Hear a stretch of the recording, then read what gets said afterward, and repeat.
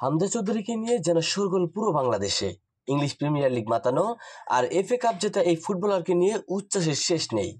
নিজের প্রথম ম্যাচে হামজা সেই আস্থার প্রতিদানও দিয়েছেন পুরোপুরি। ভারতের বিপক্ষে ম্যাচটা হামজা নিজেকে নিংড়ে দিয়েছেন পুরো দমে। আজ দেশ ত্যাগের কথা রয়েছে হামজা চৌধুরীর। চলে যাবেন ইংলিশ ফুটবলের নিচের ঠিকানা শেফিল্ড ইউনাইটেডে। তাতে অবশ্য হামজাকে নিয়ে উন্মাদনায় কোনো ভাটা পড়ছে না।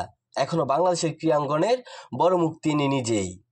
আর তার সঙ্গে দেখা হয়ে এবার উচ্ছ্বাস প্রকাশ করেছেন বাংলাদেশ জাতীয় ক্রিকেট দলের তারকা লিটন কুমার দাস। হামজার সঙ্গে ছবি সামাজিক যোগাযোগ মাধ্যমে শেয়ার করে লিখেছেন, হামজা চৌধুরীর সঙ্গে দেখা হওয়াটা একটা দারুণ ব্যাপার ছিল। একজন দারুণ বিনয়ী মানুষ আর অসাধারণ একজন খেলোয়াড়। তাকে নিয়ে বাংলাদেশ ফুটবলের উজ্জ্বল ভবিষ্যৎ কামনা করেন তিনি। হামজা আপাতত ফুটবলে ব্যস্ত সূচিতে প্রবেশ করলেও লিটন পার করবেন ঈদের ছুটি।